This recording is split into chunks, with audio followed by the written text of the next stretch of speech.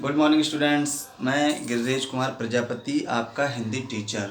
Dear students, आज हम पढ़ने वाले हैं चैप्टर नंबर 4 प्रखर हिंदी प्रखर में, जिसका नाम है संज्ञा।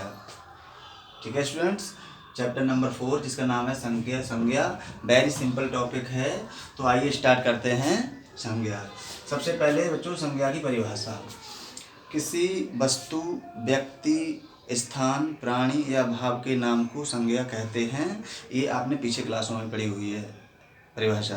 किसी व्यक्ति, वस्तु, स्थान अथवा भाव के नाम को संज्ञा कहते हैं। Is that clear? और सेकंड नंबर पे है बच्चों इसके भेद।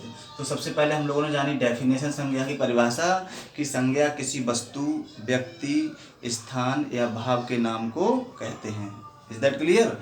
सेकंड नंबर पे है संज्ञा के भेद।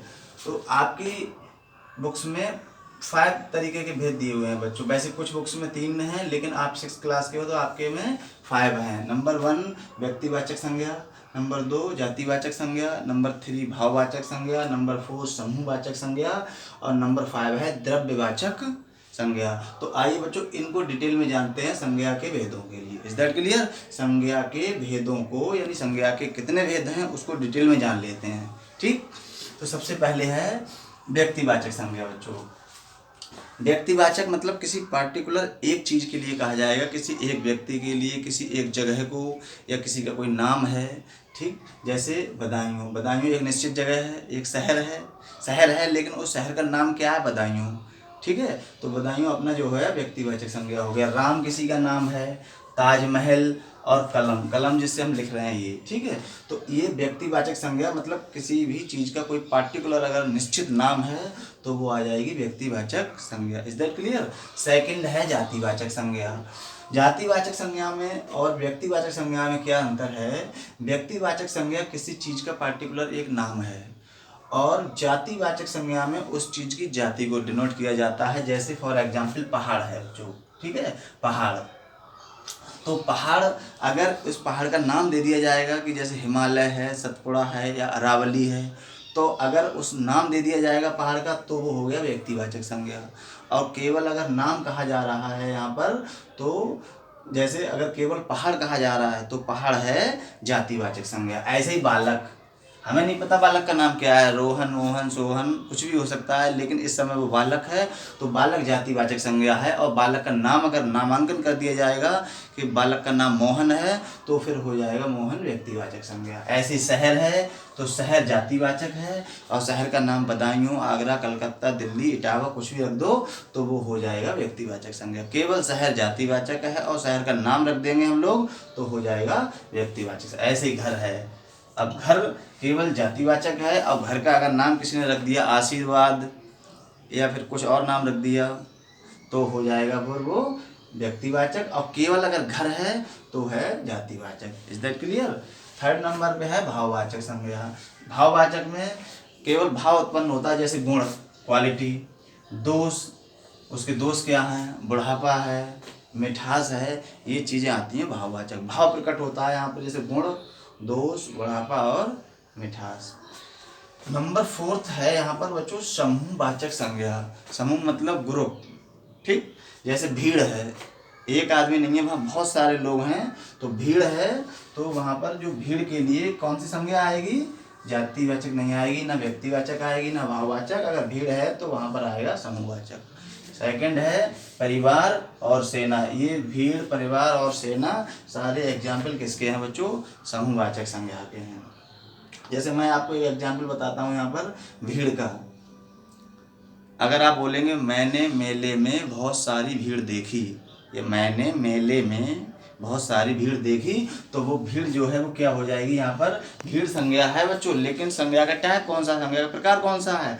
तो वो है समूहवाचक संज्ञा। Is that clear? नंबर 5 पे है द्रव्यवाचक संज्ञा। द्रव्यवाचक संज्ञा जैसे घी, तेल, जल, जो बच्चों हमारे तरल पदार्थ हैं, घी, तेल, जल, ये सारे हैं संज्ञा। लेकिन कौन से प्रकार की संज्ञा है, संज्ञा के कौन से भेद के अंतर्गत आ रहे हैं ये? तो ये आ रहे हैं द्रव्यवाचक संज्ञा के, घी, तेल और जल। ठीक है बच्चों, अब आइए भाववाचक संज्ञा की रचना। भाववाचक संज्ञा मोस्ट इंपोर्टेंट होती है बच्चों सब में, तो भाववाचक संज्ञा की जो है रचना कैसे करते हैं या इसको कैसे बनाते हैं वो समझ लेते हैं, ठीक है। जैसे फॉर एग्जांपल यहाँ पर जातिवाचक है, जातिवाचक संज्ञा से हम लोग भाववाचक संज्ञा कैसे बनाएंगे वो जानते हैं। पहला एग्जाम्पल है बच्चों, याद रहे, मैं आपको समझाता हूँ जातिवाचक संज्ञा से भाववाचक संज्ञा बनाना। जैसे मित्र है, तो मित्र का तो भाववाचक क्या बन जाएगा, मित्रता, ठीक है। वीर का वीरता, लड़का का भाववाचक होगा लड़कपन। क्या होगा बच्चों भाववाचक लड़का जातिवाचक है, मैंने समझाया था आपको, लड़का जातिवाचक है। अब ये जातिवाचक संज्ञाओं से हम लोग चेंज किस में कर रहे हैं, भाववाचक संज्ञा में। Is that clear. तो लड़का का लड़कपन। पशु का बच्चों होगा पशुता या फिर पशुत्व, पशु आधा और हुआ पशुत्व। Is that clear. अब बच्चा तो जातिवाचक है, अगर बच्चे का कुछ नाम रख दिया जाएगा तो व्यक्तिवाचक हो जाएगा। केवल बच्चा जातिवाचक है और जातिवाचक से भाववाचक बनाएंगे तो बच्चा का हो जाएगा बचपन। ठीक है स्टूडेंट्स, अब कुछ एग्जाम्पल आपकी बुक से देख लेते हैं। जैसे यहाँ पर बच्चों आपकी बुक में दिया हुआ है विशेषण शब्दों से भाववाचक संज्ञा बनाना। अब मैं इसको यहाँ लिखूंगा नहीं, आप चाहें तो स्क्रीनशॉट ले सकते हैं इसका। अब मैं आपको बताता हूँ यहाँ पर विशेषण शब्दों से भाववाचक संज्ञा बनाना। याद रहे, विशेषण शब्दों से भाववाचक संज्ञा बनाना। जैसे मूर्ख है, मूर्ख बच्चों विशेषण है, आपने पढ़ा होगा। विशेषण की डेफिनेशन, संज्ञा अथवा सर्वनाम की विशेषता बताने वाले शब्दों को विशेषण कहते हैं। जैसे मूर्ख है, तो मूर्ख का भाववाचक होगा मूर्खता।